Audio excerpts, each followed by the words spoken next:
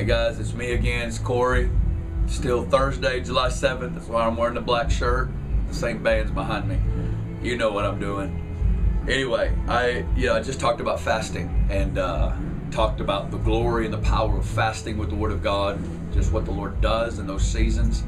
I'd encourage you, maybe it's, once a month you can get a couple of days. I'd encourage you to do it, whatever it looks like. Just jump in and let the Lord. A lot of people want to get all their ducks in a row and say, well, I got to get all this and figure it out and do all these studies. Yeah, but you need to know and understand certain things. But I want to promise you, any healthy person can jump in to a couple of days, 2 to 3 days of fasting, and you're going to be completely fine. Let's just jump in, start swimming, and watch the impact of the Word of God on our hearts. Well, I just want to look a little bit more. I've been talking about Song of Solomon 1. That's really what I did for 3 days. I just read the book of Song of Solomon over and over and over again. I want to encourage you. Mike Bickle, the director of International House of Prayer, for years has taught on the subject of the book of Song of Solomon. And you can go to mikebickle.org and you can check out all of his teachings on Song of Solomon. It's phenomenal. But all I've been doing for 3 days is with fasting, praying, and the Word of God, reading Song of Solomon over and over again, hearing the words of Jesus. You know what I love about this book? What I love is that how Jesus, he's the great psychologist. He understands the human heart. He understands the human heart like nobody else. And he knows how to bring forth love through all the different seasons. That's what I love about this book, is that Jesus is brilliant. Jesus can speak to people who really want him but are failing in 25 areas, but yet there's a real cry in them. They're not rebellious, they're just immature in areas. Their love is weak, their devotion is weak, but their heart cry is real. And what I love about Jesus is that he is the ultimate one that calls forth the things that are not as though they are. He's the God that speaks to little and it comes forth.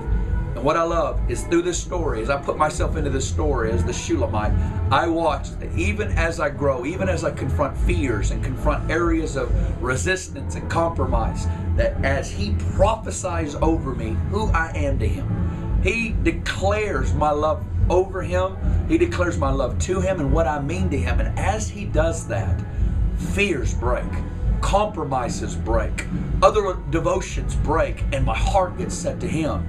Because I learned to fall in love with him and his voice. Again, Song of Solomon 1 is loaded. She cries, let him kiss me with the kisses of his word. Your love is better. I like to put the word superior.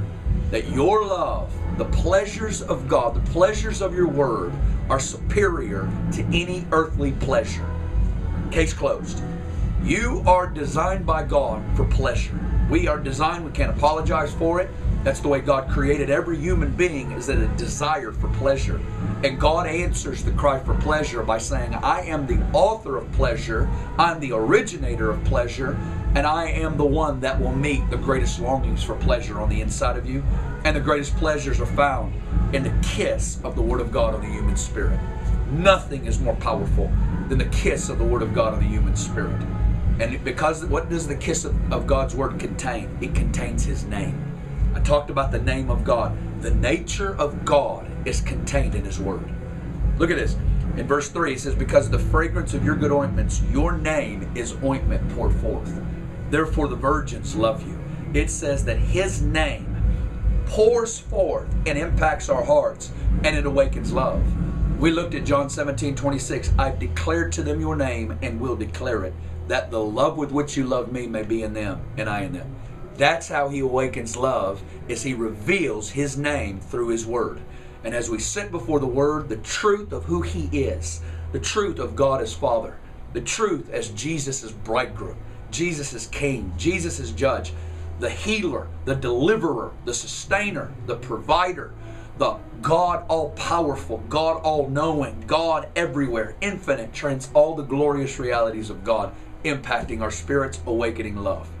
The Shulamite continues and she cries out, draw me away, Jesus. Draw me away from every distraction. Draw me away from every other lover. And draw me away into the place of encounter with you.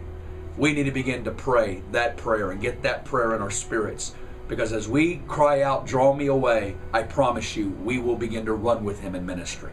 We will begin to, I always think about when we come to that place of gazing on light, the very thing that we behold is what we become.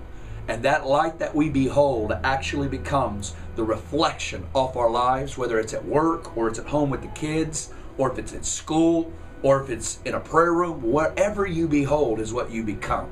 We're like Moses coming down from the mountain, but we now have the Spirit. It's powerful. I just looked at these phrases. The King has brought me into his chambers. He has brought you. Hebrews 10:19 says we've been brought in by a new and living way. But beloved, he wants to take you deeper and deeper and deeper into the chambers of the King. He says this, we will be glad and rejoice in you.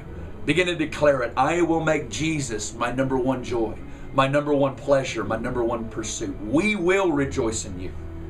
We will remember your love more than wine. Rightly do they love you. Just phrase after phrase after phrase. Well, we're running out of time today. I just encourage you, take these books along as everywhere else and begin to turn it into prayer like dialogue with Jesus. I bless you, and I'll talk to you soon. Take care.